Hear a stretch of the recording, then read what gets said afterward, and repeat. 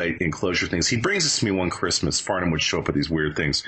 And so he brings me this thing, and it's got a human hair on one side, and the other side it's got like a piece of fabric. So, Chuck, what the hell is this? Well, turns out the hair is one of Charles Manson's hairs. For real. And this, I'm not making this up, and Farnham's not making this up. He really gets this stuff. And you turn it around, and that piece of fabric is from one of Elvis's scarves, apparently.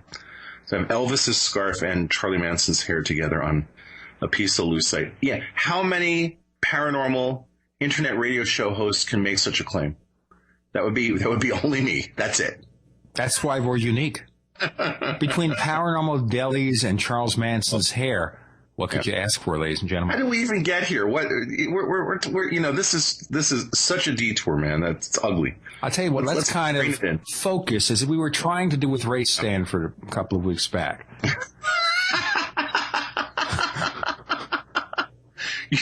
Nobody noticed I bailed.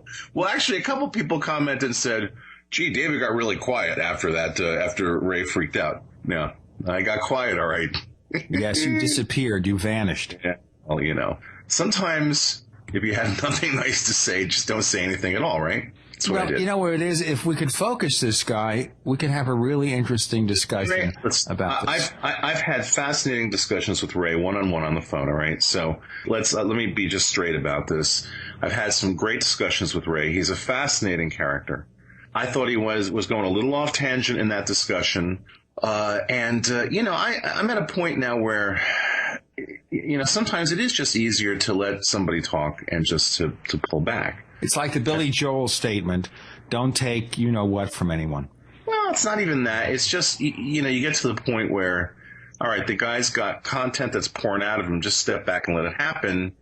And then you can kind of assess the pieces later on, really. I mean, that's sort of my take on it. Well, if we had a 10-hour show, it would have been great. Well, yeah. And anyway, we are going to go off on another tangent, a tangent about life after death, spiritual communication. What is this all about? What is Spiricom, and how do we get a hold of Dr. Stephen Rourke? Well, he got a hold of us, actually. Okay. Because of there had been a thread on the forums about this.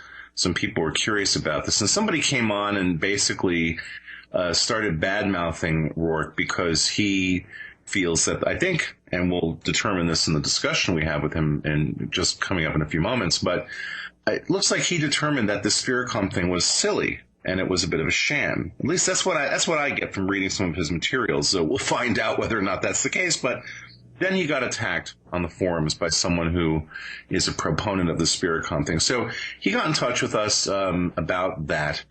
And then actually I called him up on the phone and we talked. And it seems like the guy is an interesting character who spent maybe what I would classify as an inordinate amount of time researching this topic and this device and related stuff. I mean, we've never really done a show on EVP either, electronic voice phenomena.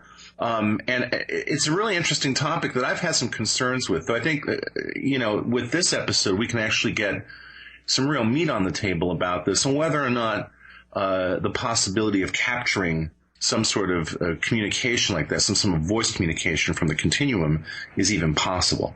And by the way, we're going to have the audio clips that he has evaluated. We're going to present them unedited with all the hiss and noise and background stuff, nothing manipulated by all our digital wizardry here. And I don't even know how I said that word without flubbing. We're going to have all that happening, and we'll hear from Dr. Stephen Rourke coming up next on the Paracast. I have a feeling we're not in Kansas anymore. Hey neighbors, as we said, this episode of the Paracast is being brought to you by Audible.com, and you can download a free audiobook of your choice. And you can select from over 40,000 audiobooks and lots more, featuring bestsellers about the paranormal, about UFOs, novels. You pick it, and when you get the book that you want, just download to your Apple iPod or over 400 other devices. All right? You can download your free audiobook today at audiblepodcast.com/Paracast. That's audiblepodcast.com/Paracast. This offer only good for USA listeners. Gene and I love to hear from our listeners. If you'd like to share your thoughts with us, send your messages to news@theparacast.com. That's news@theparacast.com. And don't forget to check out our website at theparacast.com, where you can download past episodes of the show for free and visit our dynamic discussion forums. Also, please patronize our sponsors. Tell them that you heard their ads on the Paracast. They'll appreciate it, and we will too. You hear it on TV. You hear it on radio. Cash for gold. Yes, it's an enticing phrase during these challenging days, but the real question is, how much cash are you going to get for your gold and silver? Are you going to get the best value? Well, you can get the best price from a company whose owners have decades of experience in the business. Welcome to Goldbug. The folks at Goldbug warn you that many of those high-budget gold buyers are paying far less than you deserve for your gold and silver. Goldbug will give you top dollar each and every time. To learn more, call 1-866-596-6134. That number again, 1-866-596-6134 for Goldbug. Or visit us online at goldbug.com. That's Goldbug with 2 G's. Goldbug.com. You're in the Paracast with Gene Steinberg and David Biedny. You never know what's going to happen next. Well, off the beaten trail this week, at least a little bit, we have Dr. Stephen Rourke, who actually contacted us a while ago about a thread that was going on the Paracast forums regarding the Spiricom, spiritual communication device. Stephen, how did you get involved in this topic? I mean, you've obviously devoted a lot of time and effort to looking at this stuff. Why? It actually goes back to a book that was on my grandfather's bookshelf when I was a kid. I was kind of a voracious reader, and I picked this thing up, and I thought for the life of me that it was a fiction book up until I'd been in college. It was called Voices from the Tapes by Peter Bander, Drake Publishing out of England. And it was this fantastic tale of, Catholic Church hierarchy involvement in the advancement and even condoning of, this kind of technological mediumship, what they called the mediumship of the tape recorder. Mm-hmm. And, even as a kid being just a little guy being raised Catholic, this 11-year-old reading this book, I knew that this had to be fiction because, Ouija boards are bad. How could mediumship of the tape recorder be good? So I come later to learn in college, having many of these open-ended kind of late-night discussions that someone says, there's this thing called EVP and this little character named Raudova. And I said, now, wait a second. That sounds like the Raudova I read about in this other fictional work. So I came to find out that it was, if not necessarily a legitimate discipline or field of study, it certainly was an area of inquiry being looked at for a long time. In reality, it wasn't fiction. That's how I got my start. Now, what is your degree in? I mean, give us some of your technical background. Well, it's an education research degree, which a lot of folks would say, well, what right does that give you to look into EVP? I would remind people that there's no such thing as a doctorate in parapsychology. There is no such thing as an EVP research doctorate. So you almost have to take the folks from academia who are interested. And you might even say an EDD. This is not to put down anyone, with a PhD, but you might say an EDD has got a level of complexity that goes a little beyond a PhD in many ways. PhD is a philosophy doctorate, whereas an EDD, you must perform actual research in an educational setting, then report that research. So it must be a study you perform yourself, whereas you could sit and do a PhD and never leave your room. You could completely refer to the works of others. This is not to say my thesis was weak or anything. I had 250 citations, but my point is I know the norms and protocols of good research. I know what watered-down research is. I know what research is when you have to deal with the realities of the setting, such as education. It can't be a pure experimental design.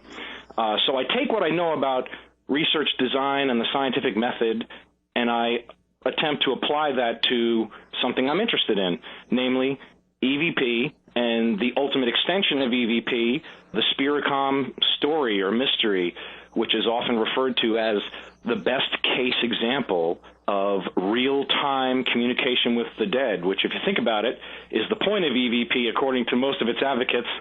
So that was a good place to start. Right. we've never really devoted an episode of the show to this topic specifically, but I brought up in the past questions about the technological approach into EVP. One of the things that I've always noticed is that it appears that people who tend to take recorders out into the field to do these recordings, for some reason, Stephen, they always go with these really inexpensive, like voice recorders, things that, these mini recorders that have an extremely compromised frequency response that are not designed to deal real well with all sorts of crosstalk noise. And these tend to be the units that they take into the field. And that's kind of always surprised me. And at one point we had, what's his name? John Zaffis. Was that his name? Gene? That's him. Yeah, we had Zaffis on, and I started to, sort of question him about this, about standardization of equipment for doing EVP work, and he got quite frankly very hostile, saying, well, we have limited budgets and we're not technologists, so there's no such thing as standardization. I said to him, yeah, but you've got these really cheap, low quality, very compromised frequency response devices. You've got, at this point, for $120, you can go get a Zoom H2, which I've written about on the forums. I've actually recommended that people go buy this. A very high-quality field recorder with real frequency response, with really, sensitive microphones. And interestingly enough, when people use that device, they seem to report a lot less occurrences of EVP, oddly. Mm-hmm. So what's with the low-frequency devices? Is that basically how they end up getting a lot of this material? Well, I think it is, and I state that in a very cautionary way because I've had experience with people immediately throwing out the, baby with the bathwater here when I say, 90% of this, probably more, and this is a rough estimation, is just what you said, very mundane explanations, crosstalk, crappy recorders picking up different sorts of frequencies. And I honestly can't explain it. These recorders you're discussing are available through any Musician's Friend or Music 123. They're pretty cheap. Yeah, Sweetwater Sound. But these things, they're so inexpensive. I have no idea why someone would quite intentionally go out with substandard equipment unless it's not about the equipment. It's about this social aspect and this titillation and the thrill, which is, it kind of embodied in the term ghost hunter, which to me, I don't identify with at all. I have no idea what that's about. You're not a big fan of the Ghost Hunter show? Well, the show itself is one thing. What it spawned in the way of a, weekend skulking about graveyards and all this, to me, you're going into a graveyard at night means you're fulfilling a given expectation of communication with the dead. It means you're tainting your results at the outset. So to me, it's highly problematic on so many levels. You almost have to throw that evidence out if they're using, that sort of standard of confirmation of a belief system along with crappy technology. It almost seems like why have that in the data set? You know what I mean? Absolutely. Now, there's something you said, though, that's really interesting because when we talk about these things on the Paracast, we always identify that a vast majority of, pick your sandbox in the paranormal world, a vast majority of the stuff is junk. But in all of that noise, there is signal. And so what you just implied as well is that there is some compelling evidence floating around, right? Oh, yeah. I agree. And in fact, in my initial communication with you, I think I mentioned that there's, a great deal of parallel, or at the very least, there's some analog between this EVP paranormal catch-all and this business of UFOs. Least of which is what you just mentioned, how you have to distinguish, you have to parse, and somehow get down to the pith of it. And this is the first step, not the last step. Sounds like our motto here, separating signal from noise. That's right, yeah, which is, of course, part of the appeal. Your approach is one of intellectual honesty, and you ask tough questions. And, of course, I'm sure you've been on the receiving end of the Looney Tunes, which come out of the woodwork, seeking only to confirm their predetermined beliefs and attack anyone who asks them to think about their own thinking. Oh, yeah. And we continue to be under attack. And actually, whenever we even say we're under attack, then we get attacked for stating we're under attack. Yeah, that's great, isn't it? You know what? And what makes it worse is actually one radio show out there that I refuse to name, and I won't name the host either, who claims we're constantly harassing him. But we never mentioned the show. We don't Never mention that show in the forums. We don't mention that host in the forums. And you kind of wonder, well, maybe that person wants us to mention him. He is so insecure that, no, then he's going to say we said he was insecure, but we're not mentioning his name, so who is it? What are you going to do? Now, let's get back to the top, because we can go down that avenue and get lost for a while, and then we'll be charged with being too self-involved. Because we just can't win with this. No, that's right. Basically, Stephen, this whole thing about the Spiritcom, there had been a thread on the Paracast forums, people asking about it. Could you, for people who don't know anything about this, could you give us a brief history of what the Spiritcom situation is? Sure. In brief, people don't realize the history that the Spiritcom is anchored in. Essentially, Spiritcom can be shown through research, simply doing like an open literature search. It can be shown to have ties back to what people think is the birth of instrumental transcommunication, or ITC, which is kind of like it's like EVP, only with different technologies and varied technologies. And there was a Scientific American article in 1926 called Edison's Attempt to Communicate with the Dead. You might have even heard folks like advocates of everything from the Frank's box to something now called the Digicom, which even has a similar, title to that of Spiritcom, all claiming that it's kind of anchored historically in the fact that, if it's good enough for Edison to try, we might as well give it a shot.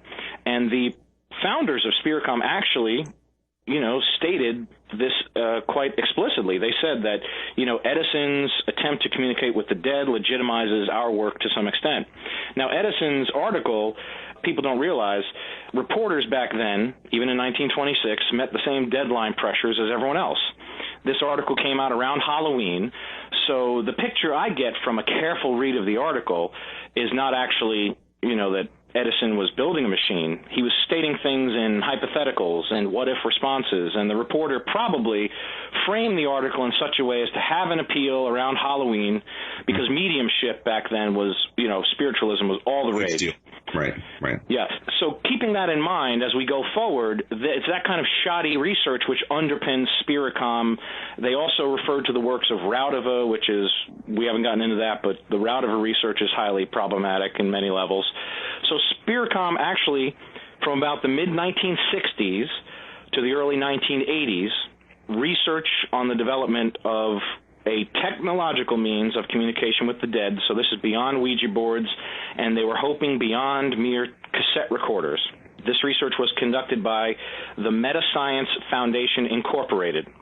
And George W. Meek was the president. He was a self-made, wealthy guy with a couple of patents to his name, some corporate ties.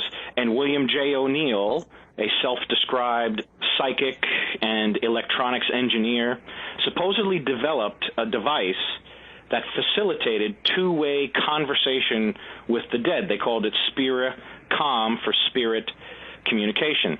And the project was officially defined as, and I quote from the cover of the Spiritcom technical manual, defined as, quote, an electromagnetic etheric systems approach to communications with other levels of human consciousness. So when you kind of deconstruct that long subtitle with a pseudoscientific kind of sound to it, what essentially their take was that personality survived death, and they were going to find a way to speak with some of those personalities while in the living. Now, just for technical nerdy sake, I want to make sure that people understand that we're not talking about the infamous audio engineer Joe Meek, who's very well known in recording circles for a lot of the gear that he helped develop. We're not talking about that Meek. This is a separate Meek that we're referring to. For those listeners who I know are audio nerds, you probably heard the name Meek and went, what? You mean Joe Meek is involved in this? No, you're talking about George Meek, a completely different person. You're correct, yeah. All right, so just for technical sake. Now, we're talking about an attempt to create a technological device to essentially, supplant, accompany the kinds of spiritual communication that mediums claim to have been doing for a long time? Well, I would suggest it was to verify it. rather than supplanted. And this is important because I've had unfettered access to the primary source archives of the Metascience Foundation Incorporated. I've taken the research study so far that I went and contacted the current president of the Metascience Foundation, whom was bequeathed the entirety of the Metascience archives, every scrap of paper, every piece of machinery from Bill O'Neill's lab, every component that made up every version of the Spiricom is in an airplane hangar in Florida. And this individual who is only looking for the truth, rather than shoo away someone who, quite frankly, I do give a hint of an odor of a debunker at, on the outset of it, because I'm looking for, the real truth of the matter. I'm not just selecting evidence to confirm the Spiricom story because I like it. So despite that, he gave me unfettered access to the archives, and in turn, I've been digitally transferring everything and posting it up on the web on SpiricomStudy.com. Little by little, it's all being transferred, and in those archives, I found more materials dealing with clairvoyance or this kind of hokey channeling, where someone changes their voice a little and puts on a ham-fisted acting job. There are literally thousands of cassettes where Meek would painstakingly analyze these for details that might corroborate some other detail on a tape. So he was very much down the rabbit hole. So I think it was about confirming their predetermined beliefs about this possibility, not supplanting it. Now, when you start to look into the Metascience Foundation, it's funny when you brought up Edison's name, because I thought, well, at some point they're going to bring Tesla up as well, I'm sure. Oh, yeah, he's in the mix, yes. You're correct. And boom, there it is. And when you look at this kind of stuff, you come to understand that very few of these people, for example, have ever read Tesla's autobiography. It's fascinating to me because at one point, and Gene, chime in, you'll remember the name, was it that guy Ralph Ring who claimed to work with Otis T. Carr? Oh, yes. This is in connection with Otis T. Carr, who claimed that he had taken developments from Tesla to build flying saucer. The whole thing about that, when I heard this interview with Ralph Ring, and he was talking about how Otis T. Carr had said to him, I spent all of these years working with Nikola Tesla, who was an incredibly humble man. And I thought to myself, anybody who knows anything about Tesla and his life knows that the very last way anybody would ever describe him would be as humble. He was about as humble as Donald Rumsfeld. There's just like not an ounce of humility in the guy. So, when you hear about Tesla and some of the really advanced work he was doing, the guy did do some stuff which to this day has not been replicated, really truly hasn't been replicated. But when people start bringing up Tesla as having done work to communicate with the dead or to create these death ray beams, it's just, you start to really delve into Tesla's actual research that's on hand, and you find out that so much of this stuff has just been amplified from nowhere. You know what? Maybe it is. I'm just going to throw this out as a crazy thing. We always talk about film connections. There was a film in the 1930s with Boris Karloff and Bela Lugosi called The Invisible Ray, and you wonder how that might have been influenced by these prevailing rumors about Tesla at the time.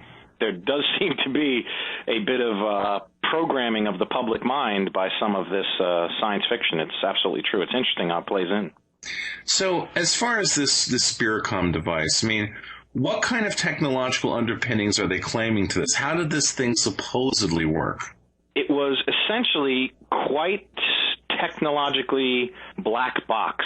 It's very there's a great deal of technological opacity. It wasn't very transparent, is a better way to put it. And the reason for this is probably quite obvious, because O'Neill, being a self-described electronics engineer, does not make him so. There's the additional problem if you had offered schematics, let's say, detailed down to the circuitry. There'd be a problem with people kind of challenging your work at some level. So if you leave it black box, your claims can essentially go unchallenged. But I can tell you what I do know about it. It was essentially now we're discussing the Mark IV device, which is important because this is the device in a series of 6 which supposedly facilitated this two-way communication with the dead. By the way, the dead person that the supposed communication took place with was a discarnate being, a deceased NASA scientist, according to many who've written about it, and William J. O'Neill and George Meek himself both claimed this individual is named George J. Mueller, Dr. Mueller, and they used, again, the Mark IV Spiricom. Now, the Mark IV device, quite different from its predecessors, consisted of 13 audio oscillators, each tuned to an audio frequency between 131 hertz and 701 hertz. This was, by the way, the reasoning was supposedly that was to approximate the tone range for an adult male voice. Should discarnate being require, some approximation of a voice box. Wait a minute. What was that frequency range again?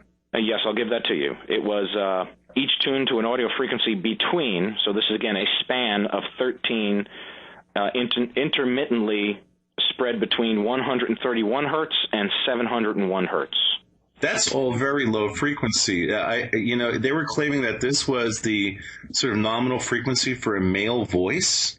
That's right. This is, again, you're seeing part of the problem here.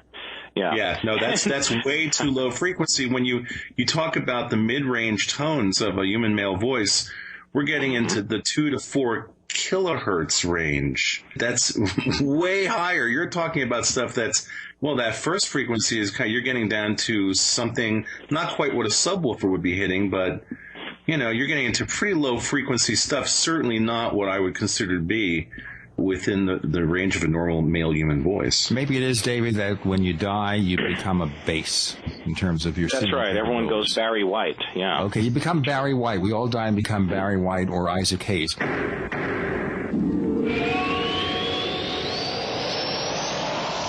Hey, neighbors. The old way to meet for business is over the phone or in person. The new, better way is to meet clients and colleagues online with GoToMeeting. GoToMeeting is like meeting in person, but less time-consuming and less expensive. Start your meeting with just a click. Everyone can see your computer desktop on their computer screen, so they can follow along as you move from page to page. You can use GoToMeeting to host a sales presentation, a product demo, or a training session. Even collaborate on documents by sharing your screens. Our listeners can try GoToMeeting free for 30 days. That's a month of unlimited online meetings free. For this special offer, you must visit www.gotomeeting.com/podcasts. That's gotomeeting.com/podcasts for a free trial. Hi, this is Bud Hopkins, and you're listening to the Paracast with Gene Steinberg, David Gedney, and I completely, enthusiastically endorse this program. It's an absolutely great program with an opportunity to stretch out and talk. We are talking to Dr. Stephen Rourke. The subject is communication or lack thereof with people who have died. David. Well, okay, so they have these 13 oscillators, and theoretically, Stephen, these oscillators are what, some kind of evenly spaced harmonics? I mean, yes, right. Yeah. This is the presumption, and in addition to the 13 tones, which I suggest once upon hearing the audio clips will easily discern that these tones were essentially audio camouflage for some other hinkiness that might have been going on, but nevertheless, those are the 13 tones. There was also a radio transmitter tuned to 29.57 megahertz, although this varied somewhat by O'Neill's own account. A radio receiver tuned to the same, whatever it might have been, some approximation of 29.57 hertz, and a variety of other equipment that really, I have to say, just other equipment, because it may or may not have been a part of the Spiricom apparatus, such as an artificial larynx device. And I bring that up because it's really the central evidential point in my argument that there was this artificial larynx device involved. I have every evidence that O'Neill was in possession of one, and you'll find it quite interesting that the audio of the Spiricom conversations with a supposedly deceased NASA scientist sound awfully like a slightly misused, not properly used, artificial larynx device. So, like, people who, you see those, you've seen it, I guess, on TV and in documentaries, and I'm actually thinking of of a character in the Blues Brothers movie, the original Blues Brothers movie. You're talking about that. I don't know. I don't remember the name of the device, the thing that they put up to their throat to talk. What is that called? Well, it's called a. Well, let me see. I'm actually failing on that too. I'm only remembering the name of the operation is called a laryngectomy, so it'll come to me. Yeah. But it's like a little resonator, essentially. Oh, I'm sorry, electrolarynx. What am I thinking? Electrolarynx. Yeah. All right. So it's kind of like a little electrically powered, essentially a resonator. Yeah, essentially it's an oscillator. Yeah, that's it. An oscillator and an amplifier. All right. So and so for people who are not into audio, an oscillator basically is a piece of circuitry that generates tone. It's different, let's say, from a filter. A filter is used to constrain the frequencies of a tone that, let's say, comes out of an oscillator. Then you have an amplifier. I'm thinking of, traditional analog synthesizer architecture where, the oscillator is basically the thing that generates the bass waveform, the bass sound. And then it's kind of sculpted from there. So the Spiricom device, as you're describing it, has these 13 oscillators, and these are basically tone generators. Yeah, you're correct. Mm-hmm. All right. Yeah. And in fact, it needs to be mentioned, since we're on the issue of the problematic aspects, the Frank Sumptions individual, the maker of the Frank's box, he was kind enough to write to me, and he took issue with some details of the Spiricom himself, which is kind of interesting that an individual making a sort of modern-day Spiricom, although he contends it's not intended for that. He says that the Spiricom used a 150 ohm, 100 watt resistor, and he's not just pulling this from thin air.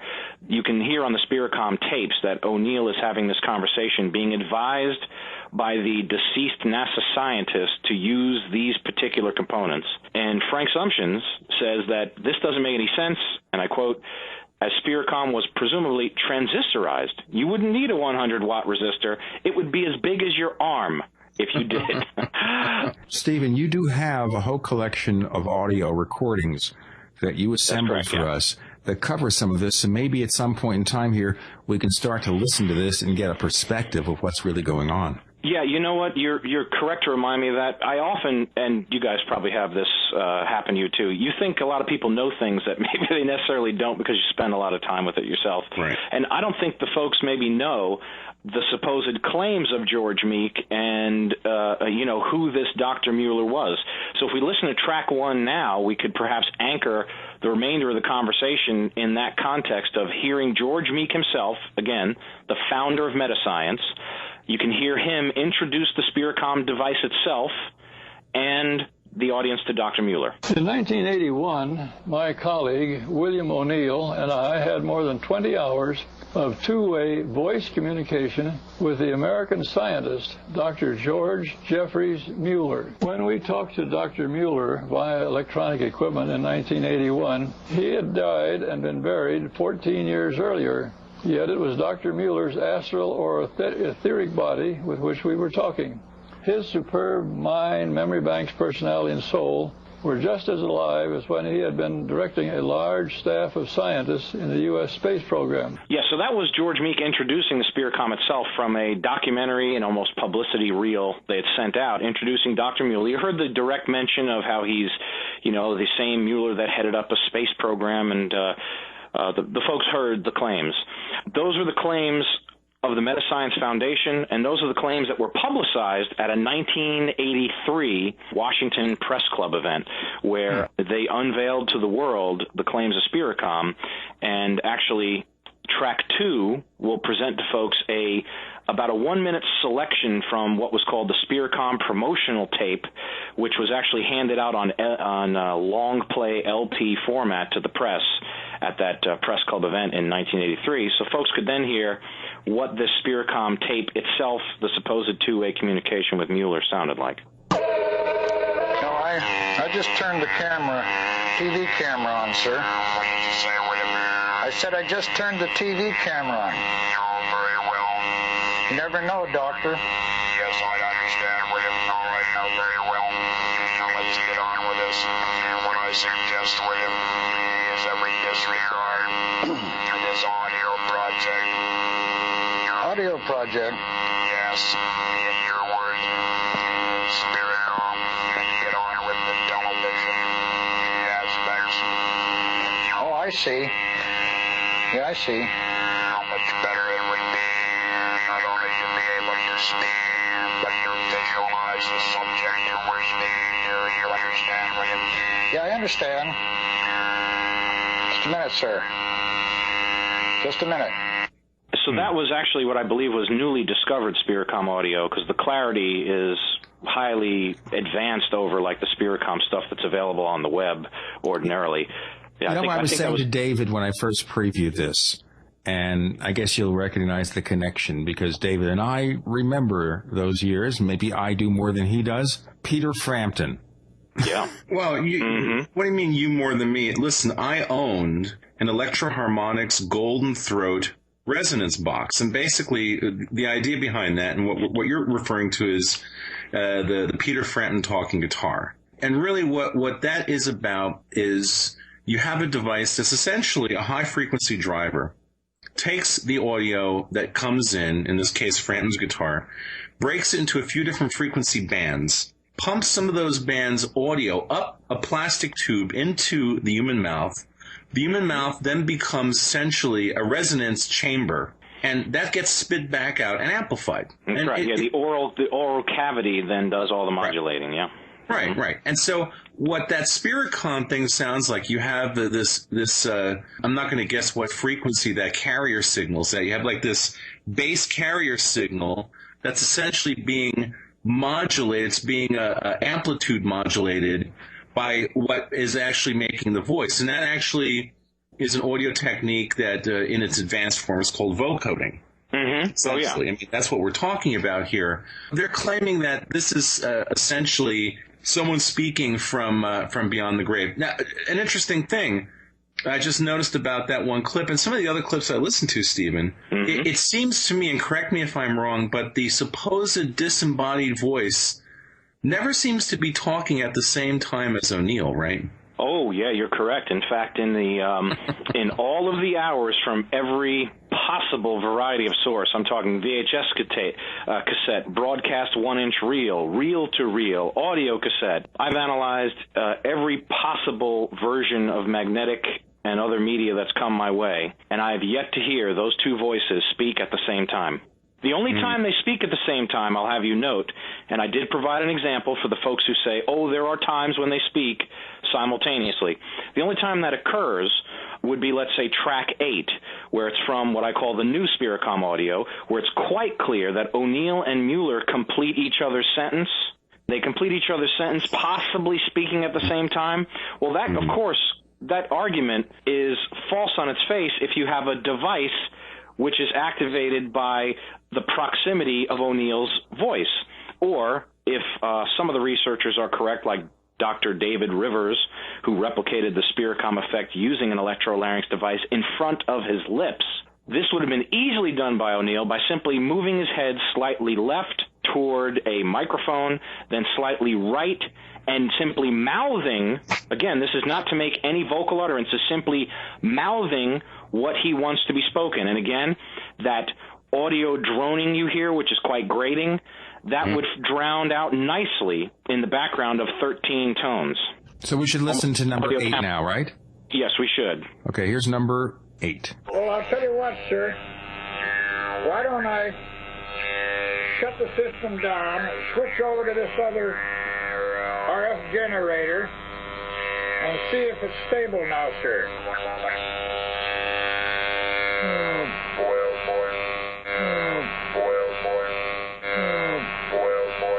Yeah, the oh boy.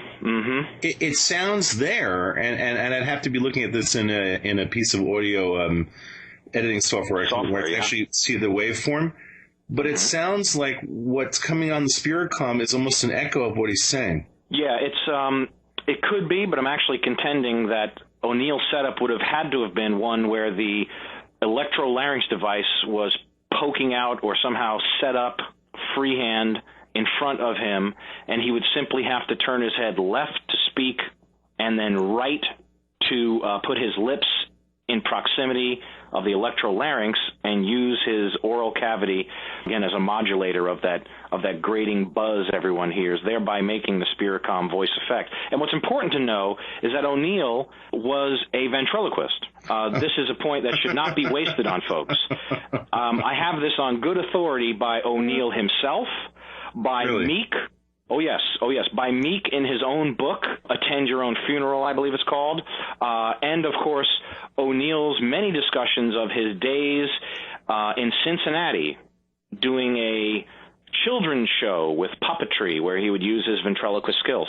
Something else people need to know, and I'm not all about just assailing the character of O'Neill, but it's important these facts be put into the same free and open market of ideas and opinions related to Spiricom.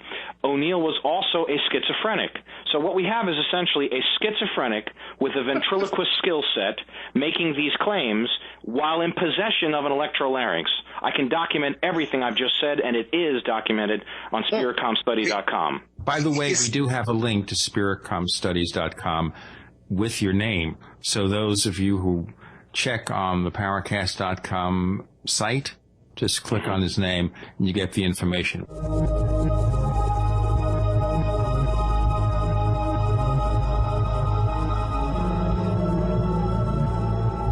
Fate magazine provides true reports of the strange and unknown. Keep up with the latest on angels and miracles, psychic phenomena, ghosts, UFOs, life after death, and much, much more.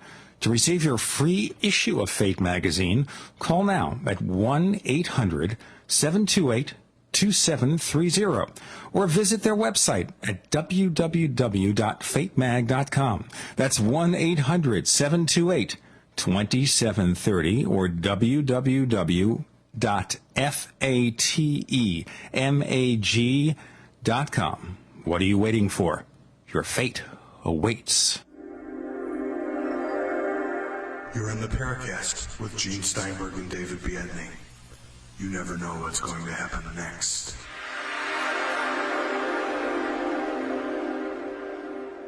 We have Dr. Stephen Rourke joining us.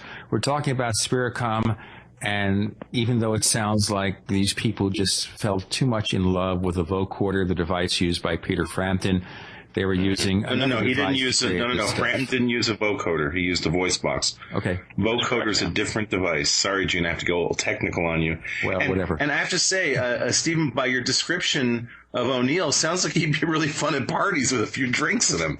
I don't know. He sounds like that's the thing. I mean, this is kind of, in one way, it's very hard to do because these are endearing characters. I mean, Meek, you heard him. He's just kind of a sweet old codger, kind of looking for some proof of an afterlife as he faces his own, aged reality. O'Neill, this quirky, kind of offbeat mystic, I mean, these are all pretty cool guys, but it doesn't change the facts.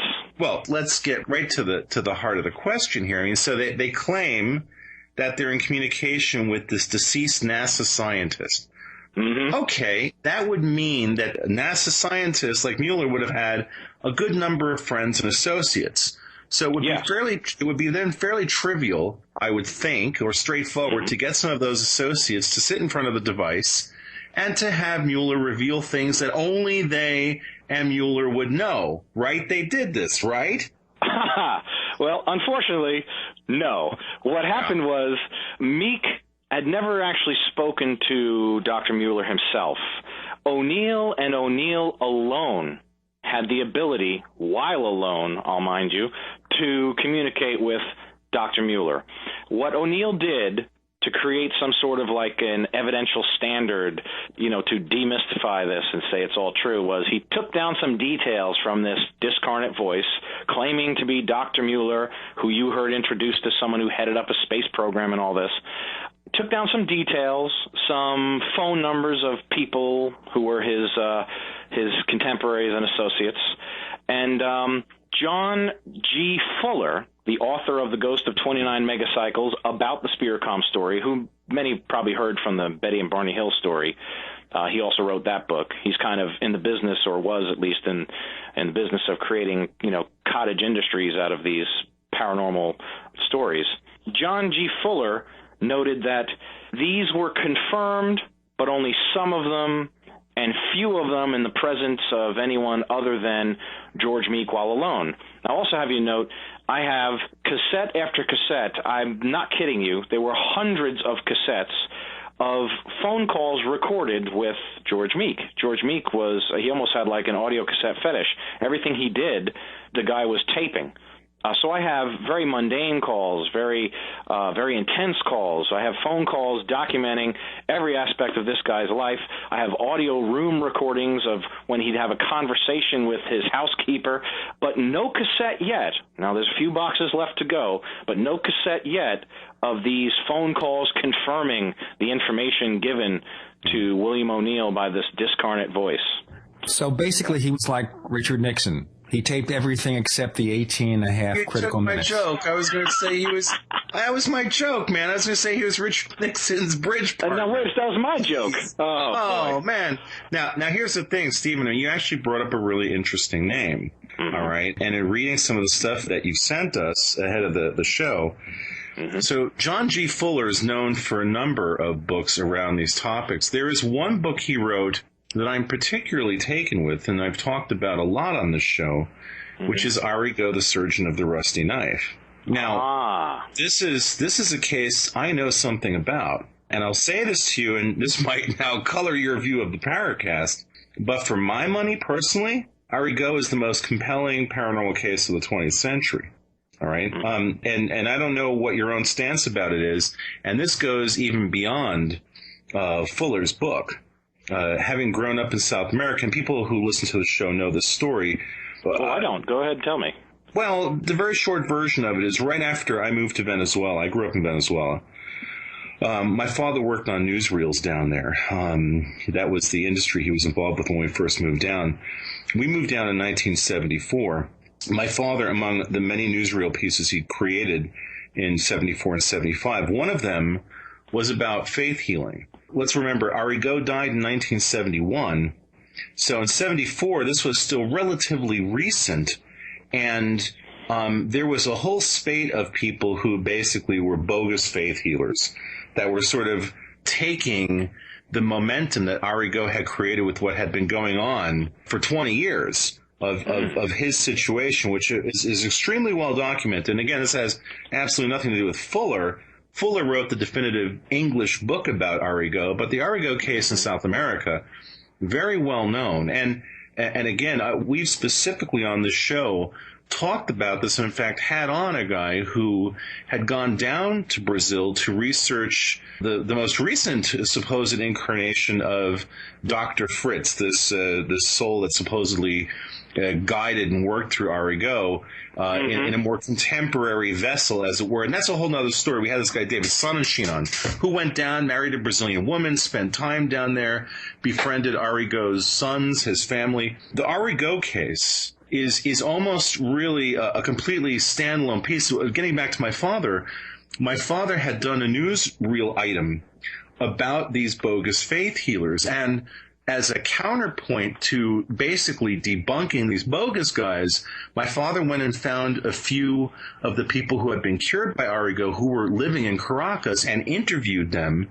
for this newsreel piece. And these were people who had, in some cases, many cases with Arrigo, a lot of these people were close to death, and he brought them back. Now, the Arrigo case is, again, it's a really fascinating one. We've talked about it on the show, but for me, besides the video evidence and the visual evidence around the Arrigo case, which is fairly substantial, you have, I think, the most compelling aspect of it was that Arrigo couldn't take a dime for any of this. He made not one red cent on any of the work he did. And so when you talk about the kind of bogus faith healers that, again, still exist in abundance in places like Brazil, in the Philippines, and we know of all of, people who saw the movie about, what's his name's life, Andy Kaufman's life, Man on the Moon, saw that sequence where, he goes to the Philippines and he sees the guy palming the chicken liver. He knows, he figures out it's bogus. But the Arrigo case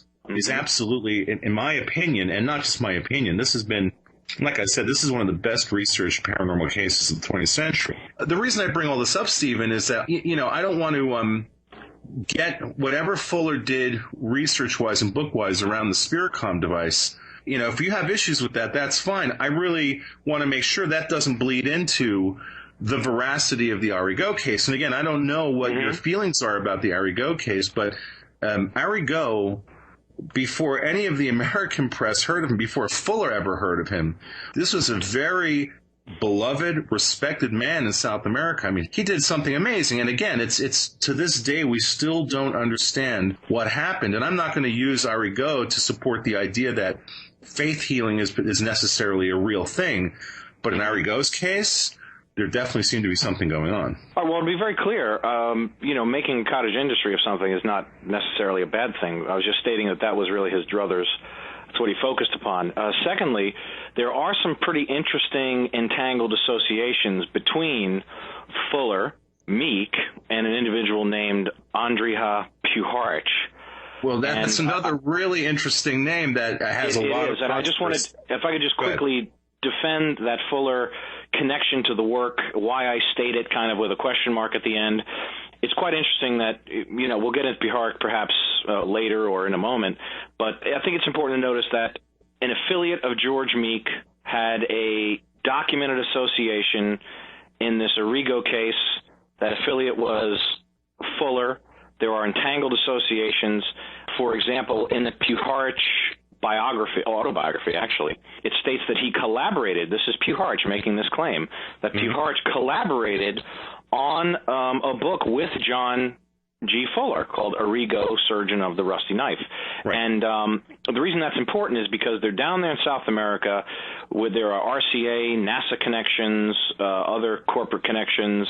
There's Fuller and there's Puharich, which for people who don't know, he's kind of like this Svengali-like character who seems like two people rolled into one. He's alternately this kind, new age, proponent with a message of love and peace, and then he vacillates between that and giving papers on psychotronic warfare and how to, control people. So I state this with a question mark only because of some recent findings related to the Fuller archives. A fellow researcher contacted Stanton Friedman, actually, regarding Friedman's knowledge of John G. Fuller. Stanton Friedman, he knew of the Fuller collection, and the materials pertain to all of Fuller's works except one, The Ghost of 29 Megacycles. I'm just saying it's curious. I'm not alleging anything. I'm just saying it's curious. And to highlight how curious this missing material is, consider the detail of the other materials listed by the archivist for all of Fuller's work up to the Arrigo story, where Fuller first worked with Puharich and met George Meek by way of Puharich. There are everything from maps and tapes and notes and type drafts with profuse edits and printer marks and carbon copies and final drafts and galleys, even letters of correspondence, all of this rich detail about the bulk of the books written by Fuller, but nothing on the Ghost of 29 Megacycles. I just found that kind of curious.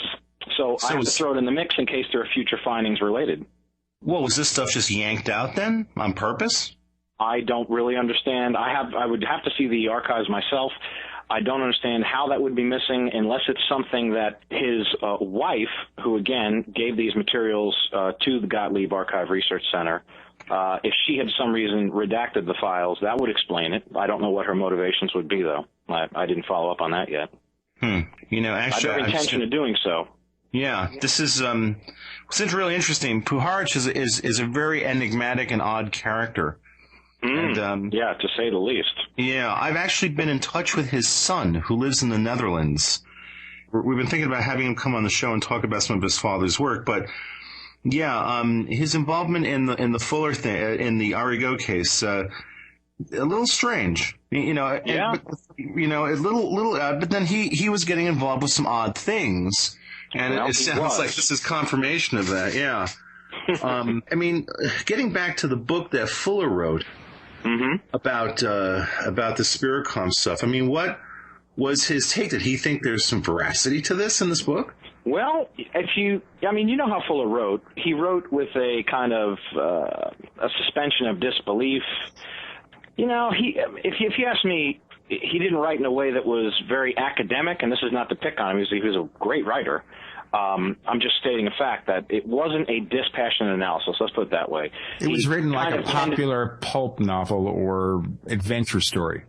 Yes, he tended to frame things in such a way as to create a sense of suspense and interest in the reader, and tended to, I think, from his interaction with these guys, he must have known some of the things I know, tended to leave out certain details that must have been prima facie evidence against it. So it seemed that anything that was kind of, exculpatory, to their conviction, he would kind of toss to the side. And this is not, again, to pick on the man. It's to state a fact about the contents of his work.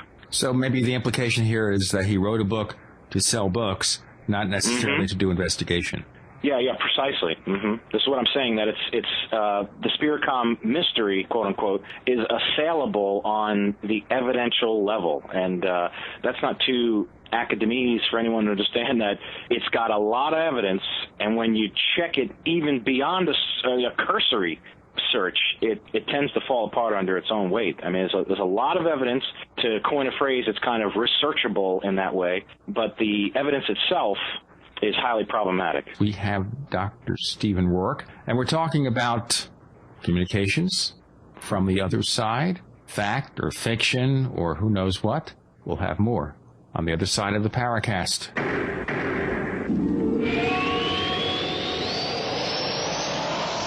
Hi, this is Michelle from Namecheap. We don't have millions of dollars to get race car drivers or models to endorse us, but we will do everything we can to make those who buy domains or web hosting from us as happy as possible. We offer a free SSL as well as free WhoisGuard for a year to protect your identity from spammers or troublemakers.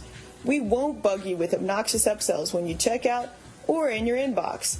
But most importantly, our customer service team really cares about you. It's what we pride ourselves in the most because it's your endorsement that means the most to us. If you like what you hear, get deals on both our domains and our web hosting at radio.namecheap.com, radio.namecheap.com, and be sure to play our contest by following us on Twitter. Thanks, Michelle. And by the way, listeners, please use the coupon code Radio Day, that's Radio Day, one word, for special discounts at Namecheap. Welcome back to the Paracast with Gene Steinberg and David Biedny. Here we are back in hour número dos del Paracast, el show de lo paranormal. No, I'm sorry. I slipped into my Spanish. I can do that so easy. Maybe one day we'll do a Spanish paranormal show, except it won't be Gene. It'll be with his son, who speaks fluent Spanish. But we're here with Dr. Stephen Rourke, who, for some reason, has devoted a chunk of his life into looking into the attempts to communicate with the afterlife via technological means. And, we touched a little bit upon EVPs. But, Stephen, this whole Spiricom thing, I mean, you're telling us that there are people who really believe that this was a real technology that really allowed people to communicate with the deceased? Oh, sure, and that's through no accident, by the way. This was the most publicized event or work of its kind. When I select from the Metascience archives, let's say I make a pile of all the press clippings, because Meek employed a press clipping service for everything related to his announcements and his press releases. He was actually quite good at PR for his day, especially with such a subject. You'd be able to cover an entire room. I have a room that is 16 by 20, and with the exception of a small couch and a dresser, I covered the entire floor with press clippings. And this belies the knuckleheads who say Spiricom has nothing to do with EVP, or I'm working with a Frank's box. This has nothing to do with Spiricom. They simply lack the context to understand that the contemporary electronic voice phenomenon research, in other words, a type of techno mediumship, this is the assumption, that they are assumed to be communicating with the deceased. That sounds exactly like what Spiricom was doing, except Spiricom claimed, as a natural extension of the classical EVP work of those before it, it had made real-time, two-way communication with the dead. So, again, the knuckleheads who say, oh, this story is not anchored in anything, my EVP research isn't anchored in Spiricom, they simply lack a historical perspective. They haven't done a literature review. They haven't done their research. Those are the facts. And yes, there are people who believe that this happens every time they hear a blip on a tape recorder. As absurd as that sounds. And I'm not saying, and this has got to be made, the point's got to be made clear, I'm not saying that there's nothing to EVP. I wouldn't be bothering with any of this if I didn't think that there was some nugget of truth, again, echoing our first hour.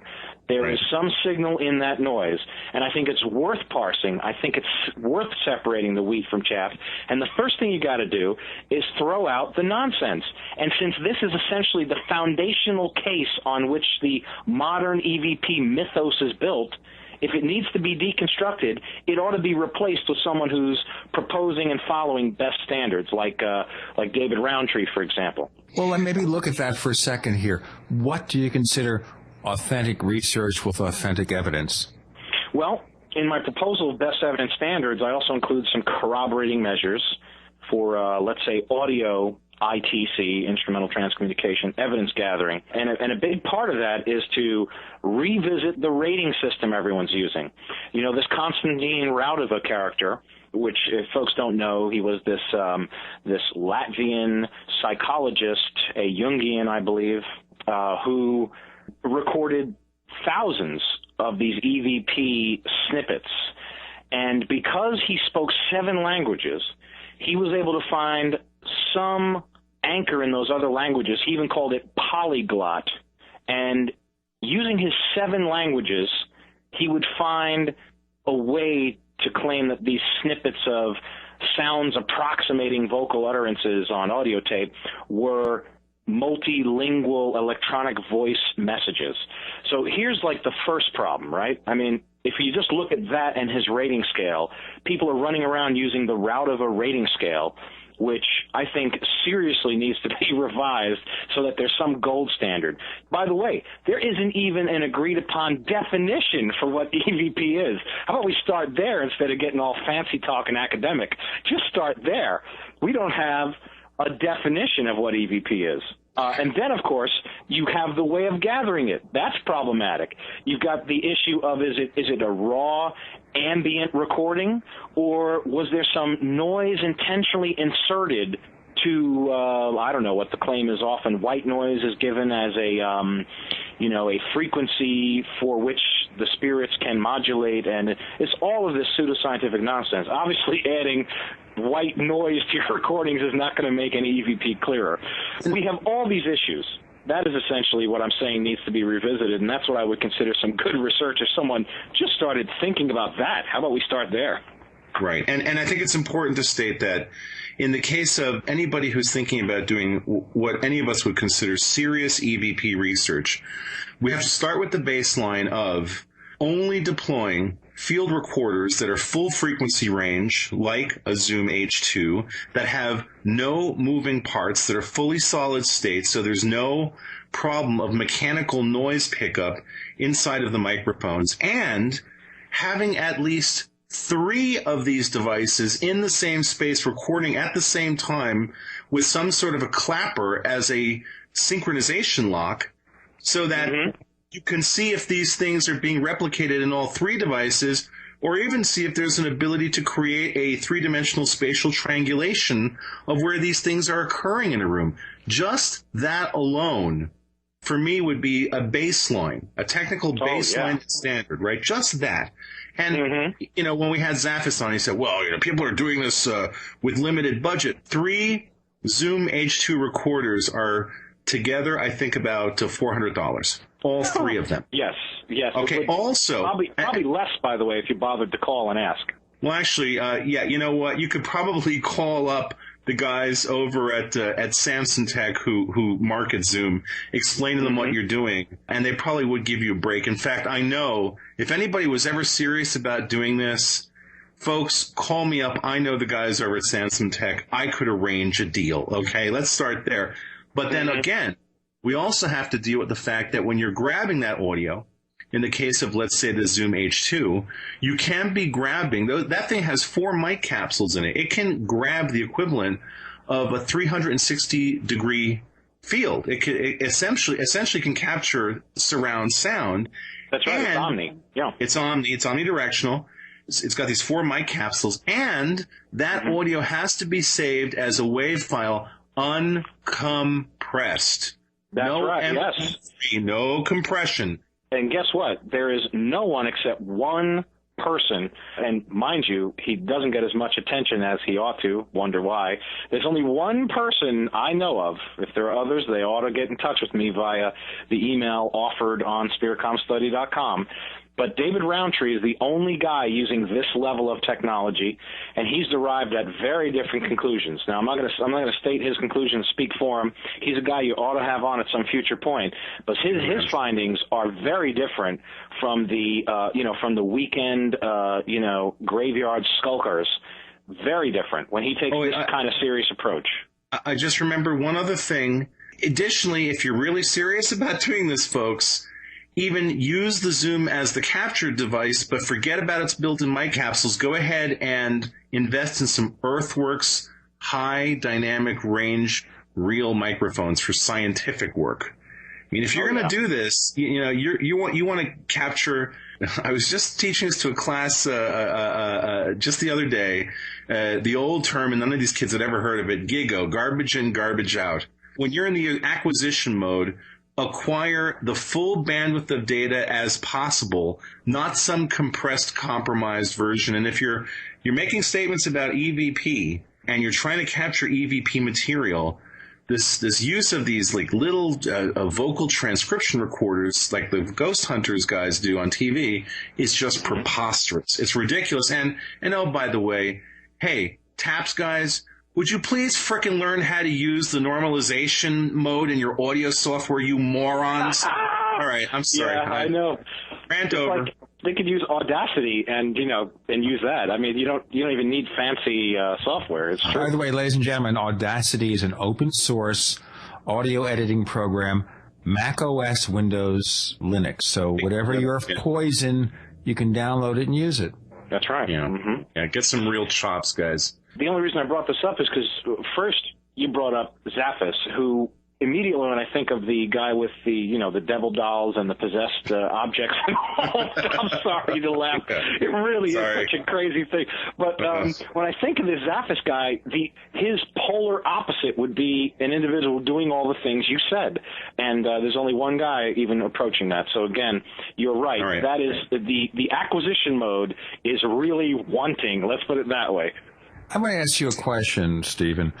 Why is it that people who do this research are not using the proper technological tools? Are they basically self-limiting, a self-fulfilling prophecy that if you do anything more than the basics, you won't get anything done and you won't get anything more than bogus results? Well, that kind of speaks to motivation, so I would be speculating. If I'm allowed to speculate, here goes. I think a lot of this does play with my psychobiological explanation for, all these paranormal beliefs. There's a good reason people have this wanting for an afterlife. It's kind of obvious. It's tough to face the issue of just simply dying and rotting, or your consciousness dissipates and your body degrades. So this is like a fundamental question. It's been a part of the human condition for about ever. So really, this comes down to the motivations of the people pursuing this fundamental question in their own way. So rather than going to a church or something, or in addition to going to a church, it's clear that they're pursuing this sort of answer. And I think there's a few things we need to know about. First, there's an issue of a self-sealing doctrine, which you've experienced with people when they come on and dogmatically state a case, and they know things that clearly they can't know to be true. They just know them, even though they should be describing those things as beliefs were they intellectually honest. There's that issue. So do I think people are going out and intentionally kind of confirming by way of crappy equipment? Are they perhaps confirming, predetermined conclusions? Yeah, probably. That's my speculation. There's also another issue. When people don't have these uncritical, beliefs, they're essentially self-deceptions. And self-deceptions, to be maintained, they've got to be subject to protection against disconfirmation. So if someone were to use the best equipment, they might get a real answer they don't like. So I'm just speculating, but I'm thinking, yeah, that could have everything to do with it. They're afraid of negative results.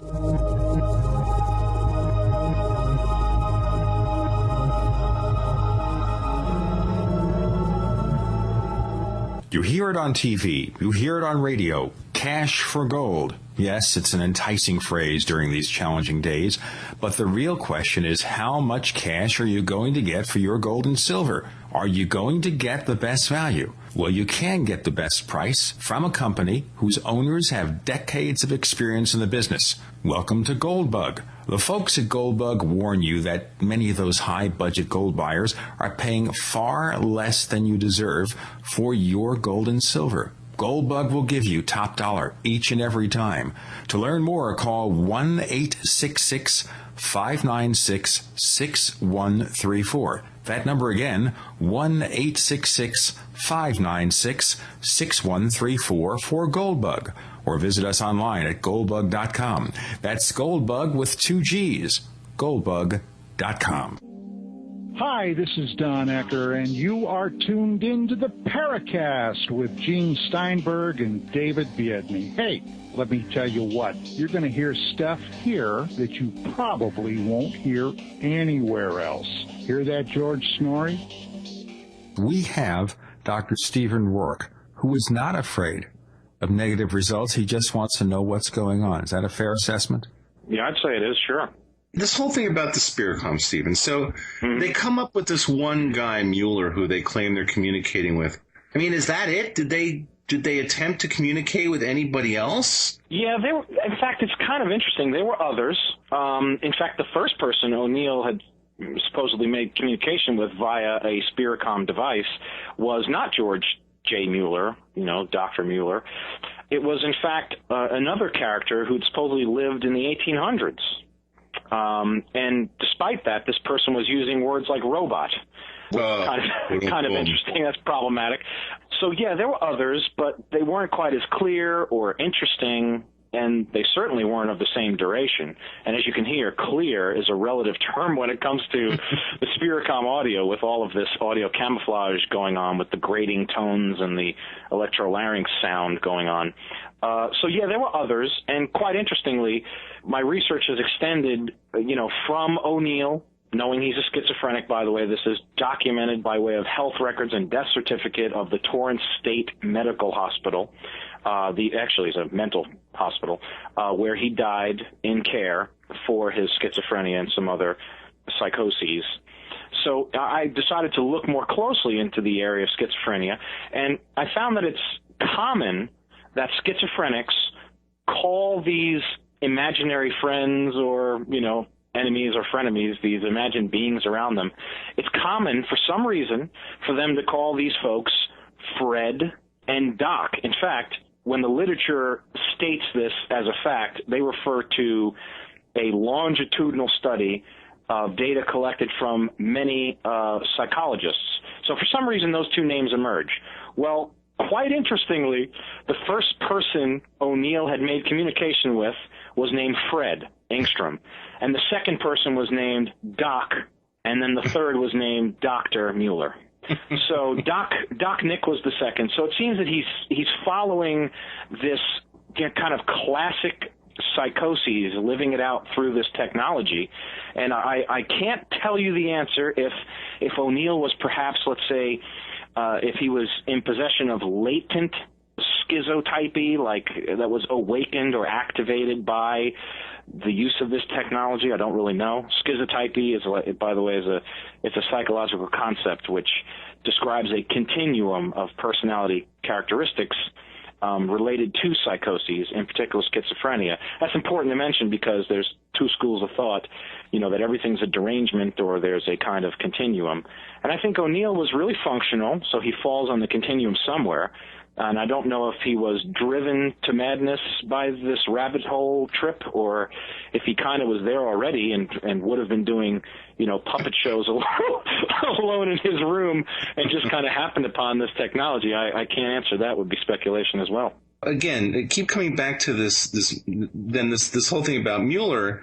So basically, at no time did they ever were they ever able to prove that the supposed voice coming through this device would have been Mueller in terms of revealing things to associates and friends that the Spiricom creators would never know. I mean, that proof never happened, right? No, that never happened. Again, it's only a very obtuse case stated in the Ghost of 29 Megacycles where, there's this issue of, did they confirm? Did they not confirm? Meek supposedly confirmed 2, but didn't confirm the other 3. These were phone numbers of people who, had top secret clearance, which is not that rare, so I don't know why that would have been an issue. O'Neill himself had Army experience, so he could have very well have known these people himself. Secondly, O'Neill making contact with this supposed, NASA scientist and program head. As it turns out, there really was a Dr. Mueller who, headed up the space program. In fact, he, at least organizationally, is considered the father of the Apollo program. And what I mean organizationally is, he headed up the project. Now, this Mueller, by the way, is, as it turns out, not the same Mueller that O'Neill claims by way of Social Security number he received from this deceased NASA scientist. Yeah, this other deceased NASA scientist, as it turns out, this dead guy on the Spiricom didn't know his own resume because he never worked for NASA. Some other Mueller did. So, in the days before the Internet, I suppose it would have been quite easy to confuse these two Muellers. And I was, in fact, down that two Muellers rabbit hole for quite a while. And there's some interesting documents that are, to me, quite unexplainable, that lend a closer look, really. They lend a perspective that a closer look is needed at this whole Spiricom possible conspiracy angle. And what I mean by that is... Whoa. You said the word, the C word, conspiracy. Yeah, what I like to call the Spiricomspiracy theory, and it is just a model. I shouldn't even call it a theory. A theory is like a well-established principle, where this is barely a hypothesis, but it requires some, closer looking at, in my opinion.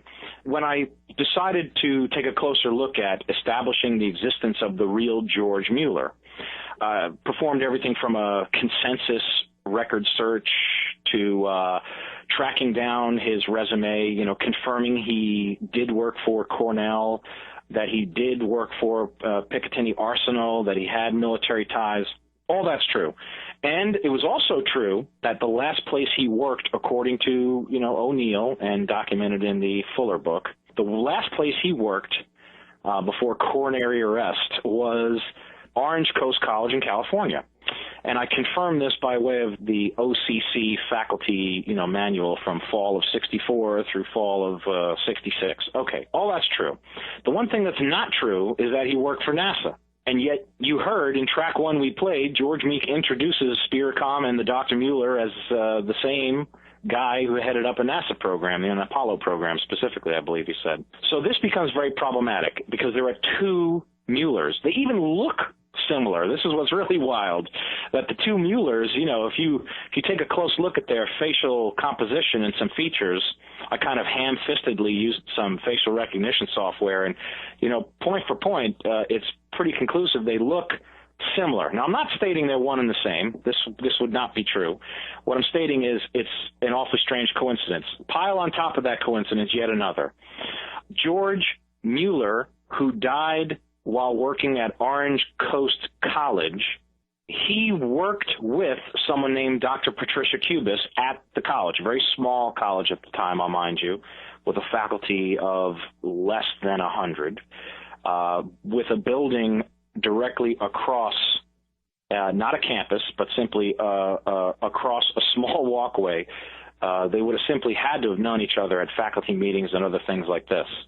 He worked with this individual, and Dr. Patricia Kubis wrote a book with Mark Macy called Conversations Beyond the Light.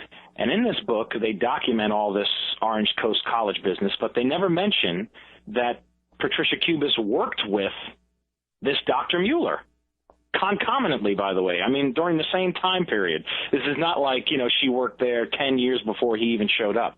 They worked there at the same time. And this is a book by Macy which advances all the factual, events in the Spiricom story, and especially this Dr. Mueller. All right, so that's a strange detail. So I decide I need to know who this Mueller is and who he knew. So I decide, you know what, if there's a NASA Mueller, let's find out more about him. So I contact the Johnson Space Center. I get someone on the phone who's kind enough to copy for me the literature review, in other words, everything this George Mueller, this Apollo space program, Dr. Mueller, all the things he wrote. And quite interestingly, there are some things redacted from the documents. Like, for example, his middle initial is crossed out whenever it appears. And that's the one thing that was different between the Apollo Mueller and the Spiricom Mueller. So if folks are following this, it appears that someone had made a concerted effort to delete in the official record anything that would have distinguished the two Muellers. I don't know what that means. People, yeah, what does that mean? Why would they? So someone specifically did that so that people would be confused. Right. It's a kind of disinformation. It took me an entire year, by the way, to pursue this two Muellers or one Mueller angle. So a year later, I find out I've been disinformed either accidentally or intentionally. I find out that I've decided to pursue a models type of version of the investigation. And, one of these models would have to be under the umbrella of PSYOPs, or psychological operations. Now, I was being pushed toward this PSYOP angle the whole time because this Puharich character kept poking his head up, and he's got quite an interesting background. And Puharich, by the way, has a connection to EVP that should be stated at the outset.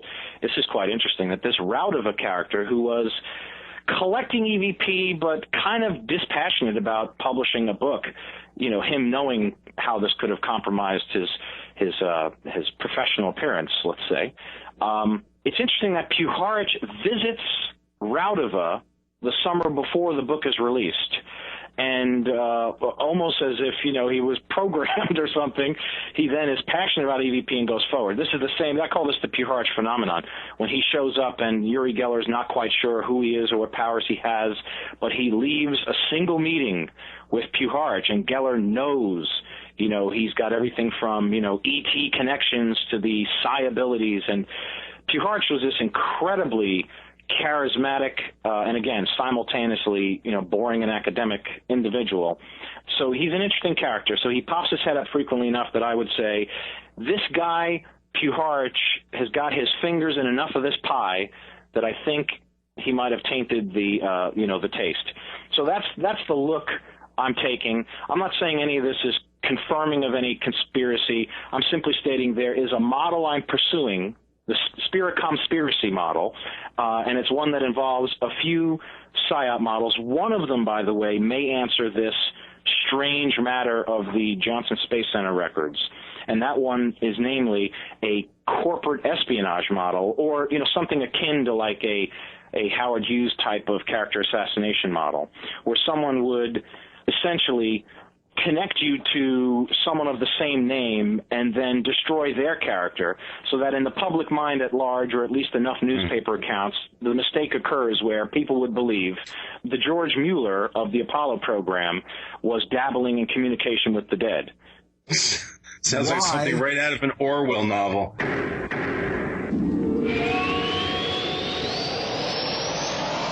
For 58 years, Fate has provided true reports of the strange and unknown. Fate brings you the latest in all aspects of the paranormal, like angels and miracles, psychic phenomena, ghosts, UFOs, and much, much more. To receive your complimentary Fate magazine, call now at 1-800-728-2730 or visit their website at www.fatemag.com. That's 1-800-728-2730 or www.fatemag.com. What are you waiting for? Your fate awaits. You're in the Paracast with Gene Steinberg and David Biedny. You never know what's going to happen next.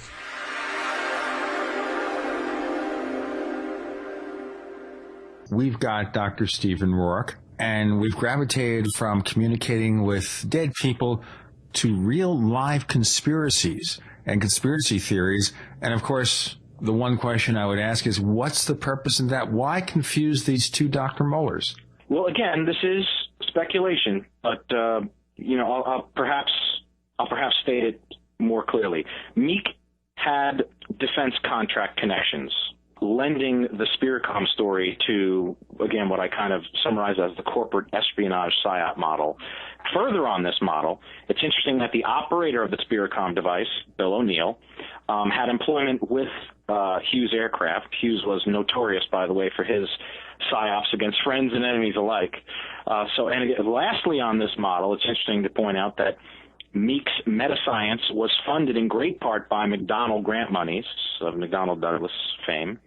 So I asked the question, could the insinuation of disinformation into the Spiricom project, namely the wrong Mueller as the discarnate entity, could that have been a plot to have at the ready a scandal resultant to the McDonnell funding, which might help a competitor win defense contracts away from the paranormal inclined McDonnell? So I know it is absurd in one way to make this claim, and yet this is the corporate espionage model, which you can find hundreds of examples of. It's character assassination by proxy is what I've heard it called. So basically it's a corporate dirty trick. Yeah, and it's quite a cheap one. You know, you fund an entity you can control, you insert mud into their already crazy evidence, and have at the ready all these people to be kind of smeared by simple association. You have that kind of bullet in the chamber. Now, I'm not saying the bullet was ever fired.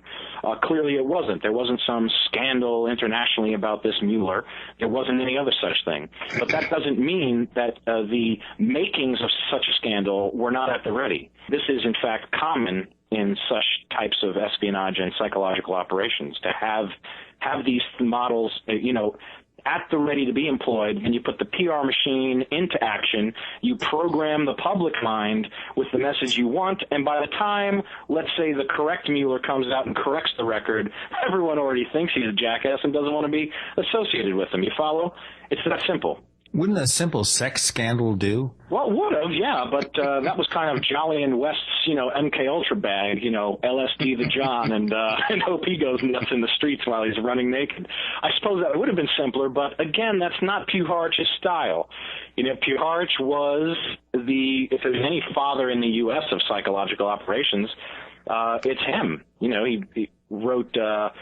he's got ties to remote viewing, UFOs, the New Age message. He's practically the father of the New Age message with his communications with the Nine, the supposed Nine. The Nine. He wrote a 1952 paper, presented it, by the way, at a secret Pentagon meeting. It was called An Evaluation of the Possible Uses of Extrasensory Perception in Psychological Warfare. That didn't even mean that Puharich necessarily believed in extrasensory perception. It simply means that he could use a deeply held belief that something was true as a psychological weapon. This is kind of nuanced for folks, but nevertheless, that is, the record of Puharich, and in addition to many other strange happenings around this guy. His turkey farm in Ossing, New York, where he had these gifted children called Space Kids. He trained their psychic abilities and claimed they received messages from aliens, having one team even claiming that they practiced remote viewing, this group of kids. So he almost, gave birth to the modern remote viewing or Star Child, movement. Wait a minute. Rewind for a minute. A turkey farm in Ossining? Yeah, actually, in the mid-1970s, he ran what is called a complex in Ossing called the Turkey Farm. That was the nickname in the FOIA release documents. In the summer of 1975, Puharich assembled what I recall to be around 20 children from the ages of 9 to late teens. And he, interestingly, this is great, he called them Gellerlings, or space kids, ultimately. Oh, God. Yes. This is in Levy's book, by the way. I'm turning to page 166 right now, where he says, Puharich trained their psychic abilities and claimed they received messages from aliens. Yeah, and so the one team, by the way, who claimed that he could practice remote viewing, some of their assignments included political targets like the Kremlin and the White House. This is kind of interesting. Now, again, I'm not saying there was any ESP or actually remote viewing going on. What I'm stating is that a master of the PSYOP like Puharich would have known that this is not about the truth of the matter. It's about psychological warfare principles and using a deeply held belief as a psychological weapon. And you can almost see the advantage of controlling the New Age message. This is a group of people. Well, this is a whole other conversation. I hesitate to even. This is really interesting, and it's making me think. I haven't typed to him in months, but I think maybe I need to get Puharich's son on the show, because this is... Yeah, I think you should. And what Puharich called this, by the way, was social, spiritual, psychological operations. Now, again, Puharich, being a kind of analytical guy, I'll close with this. I don't think... and when I say this, I don't mean a single sentence. I'll close with the thought that Puharich didn't necessarily believe PSYOPs to be intrinsically negative, or else he wouldn't have obviously dedicated the bulk of his life to it in the form of, again, these evaluation of possible uses of paranormal beliefs as psychological weapons.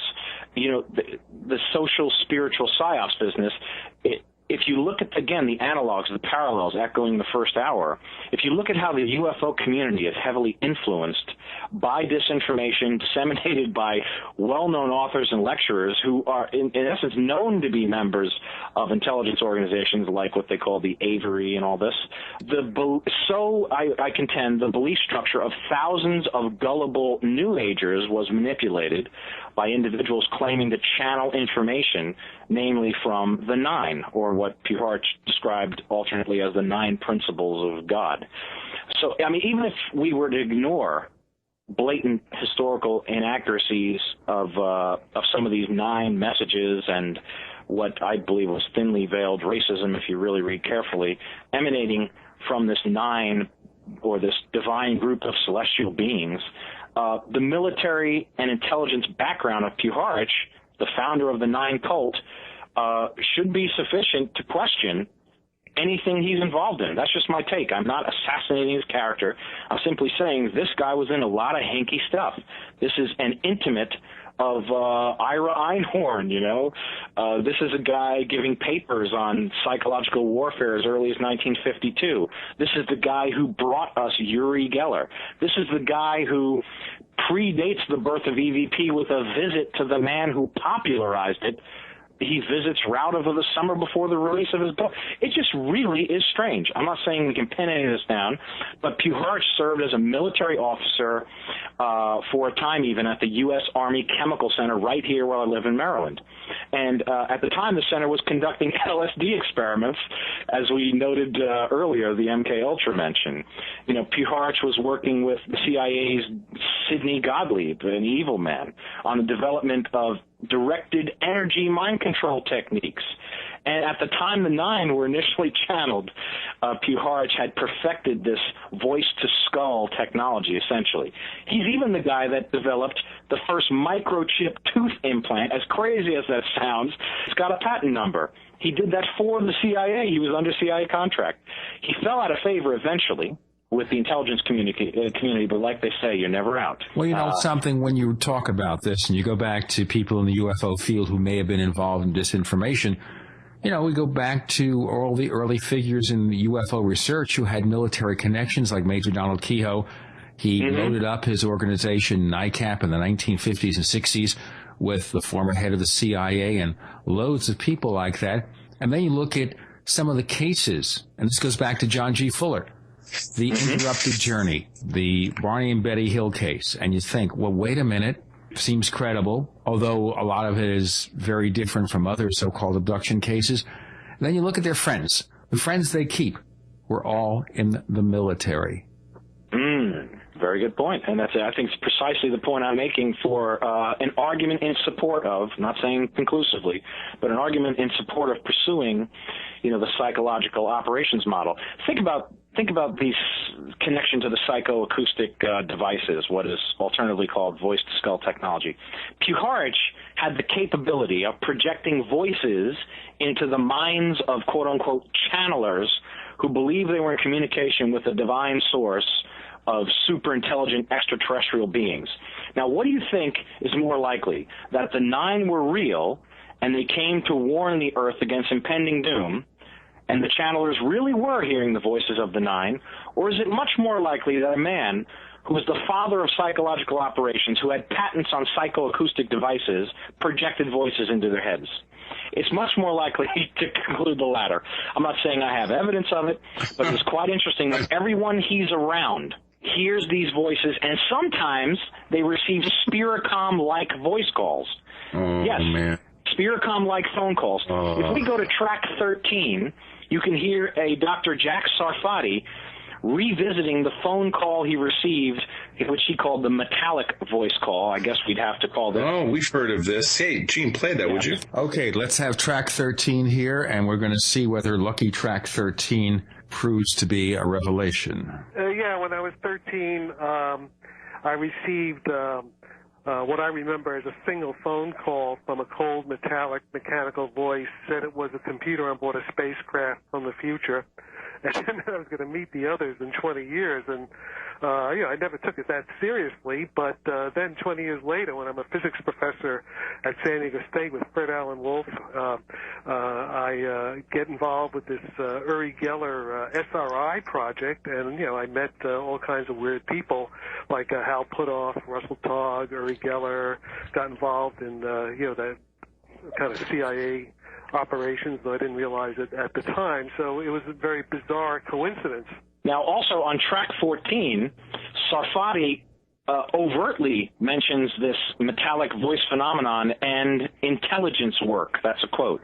Go ahead and play track 14 to give further context. The strange thing about that experience, though, is that I only remember one phone call, but my mother remembered 3 weeks of phone calls in which I was on the phone for hours and hours and walking around glassy-eyed and very abstracted, and I have no memory of that at all, so I had the missing time.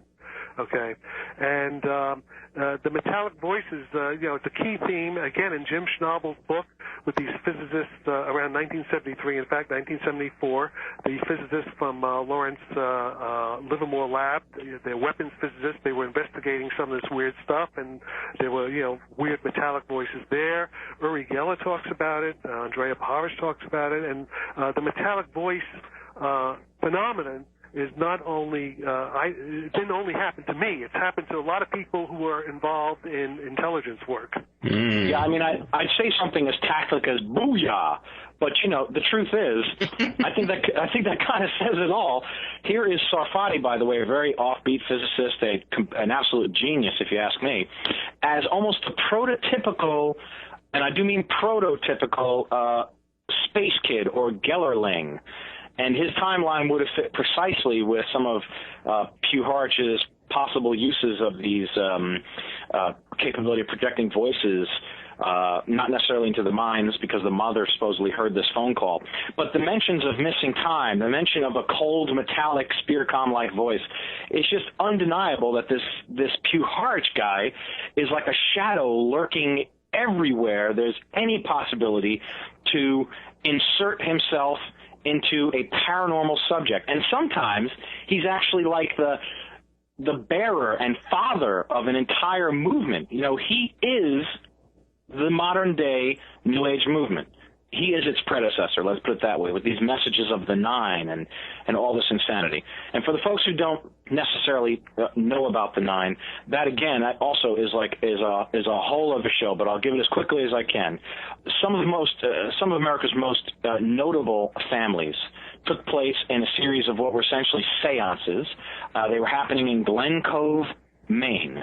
And this event wouldn't even be important had it not been for the organization of these seances under an Army captain who was responsible for paranormal, chemical, and biological research during the Korean War. And this is a man who worked for Dr. Lawrence Layton, among others, who was the father of the only convicted Jonestown murderer, just as an aside. This is, of course, I'm talking about the Nine. The message of the Nine, this seance, people sitting around from notable families, all orchestrated by Andrea Puharic. The message of the Nine was essentially that it was an extraterrestrial force hovering over the Earth in a flying saucer, that it intended to guide a generation of human beings in expanded consciousness. And, this was something, by the way, Puharic very much took to heart, apparently. He spoke about it constantly, wrote about it constantly. So he was still talking about it up until his involvement with SRI, Defense Department contracts. It would almost seem tangential, but it's just interesting how these connections come around. The original members of the seance that contacted the Nine included Arthur Young, the father-in-law of one of the Kennedy assassination personalities, and Ruth Payne. It was also to Arthur Young that Puharich would take Geller, Einhorn, and Dr. Sephardi, who you just heard from. It was to Arthur Young, a participant in the Nine, the round table of the Nine, that Puharich would take Geller, Einhorn, the Unicorn Killer, and Sarfati 20 years after this original seance. It's interesting, Stephen, it's very interesting here that a lot of the early history of sighting is almost part and parcel of the original contactee movement about the benevolent space brothers in the 50s, and very much even exopolitics today.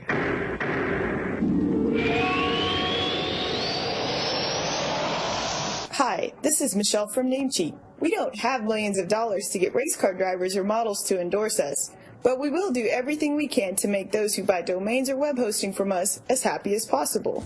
We offer a free SSL as well as free WhoisGuard for a year to protect your identity from spammers or troublemakers. We won't bug you with obnoxious upsells when you check out or in your inbox. But most importantly, our customer service team really cares about you. It's what we pride ourselves in the most because it's your endorsement that means the most to us. If you like what you hear, get deals on both our domains and our web hosting at radio.namecheap.com, radio.namecheap.com, and be sure to play our contest by following us on Twitter. Thanks, Michelle. And by the way, listeners, please use the coupon code Radio Day, that's Radio Day, one word, for special discounts at Namecheap.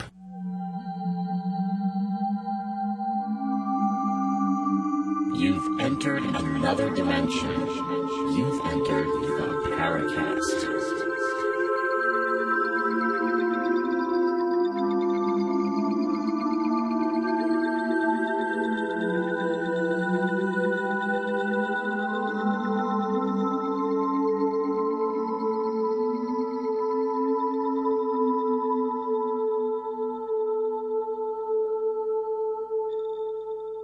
We have Dr. Stephen Rourke, and we started from life after death, and now we're getting into all sorts of potential conspiracies. Yeah, I have to agree with you about the history this is anchored in, and if people are just kind of running around believing something without fully knowing its historical context, that really is it's a formula for disaster. And I think it needs to be stressed that there's a cautionary tale. I mean, a very concrete cautionary tale that comes out of the Spearcom story, putting all the psychological operations models aside, getting back into, the psychology of belief and where that can take you. Poor George Meek died a penniless man who had bequeathed the entirety of his estate to a housekeeper who had convinced him she was channeling his dead wife. So these ideas, really, they go from woo-woo to having absolute concrete object, lesson type of consequences. This is not stuff that people should just run around holding as beliefs unless I think they really look into it. And maybe that's a good segue into perhaps a discussion of how information theory and the psychology of belief really plays into, the question of how much is anomaly and how much is anomalous perception and thinking. Well, before you do that, Stephen, I just, in this whole discussion, something that kept coming back to me about the Spiritcom, or it was a couple of our forum participants had brought up a book. I don't know if you've ever heard of this book called The Vertical Plane by a guy by the name of Ken Webster. Really interesting book. And just very briefly, I ended up finding a copy of this book and had it shipped to me from, it was either Australia or New Zealand. It's a bit of a collector's item, but the synopsis is that supposedly this fellow and his girlfriend had this computer, and this is like 1984, very early computer they had in their little house, and all of a sudden, messages, they would go away and they would come back, and there'd be like files, text files, saved on disk, supposedly communications from somebody who claimed to be living, I guess, in the same space, but hundreds of years before, and was communicating in 17th century English. I mean, basically, it was really fascinating. These people didn't seem to have any reason to make this up. Fascinating book. I read this book and I thought, now this is really compelling. And it has some similarities to like this whole Spiricom thing, in that, you know, you have this like technology that's being put to use as a way to sort of bridge space-time.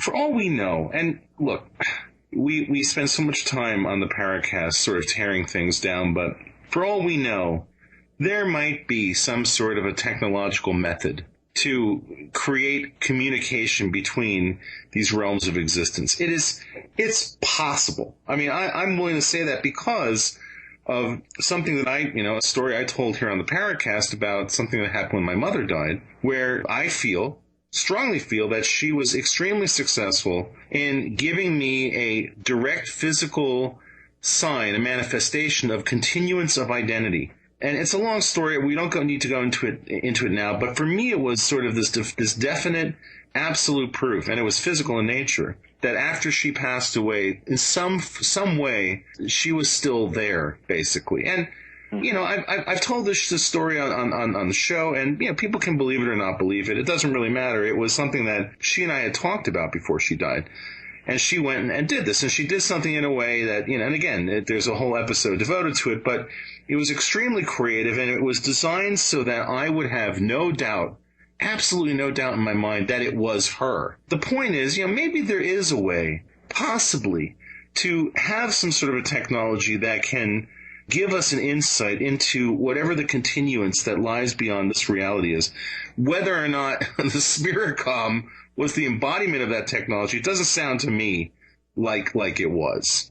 The thing is, you mentioned that there's this little bit of signal in this noise that you find compelling. And I wonder, we don't have much time left, but I'm wondering if you'd expound upon that a little bit. I mean, what cases have you seen where you feel confident that there is something going on? Well, yeah, this would kind of be like, you know, file under rationalization for investigation, because it is kind of, you know, it's kind of fringy. Right.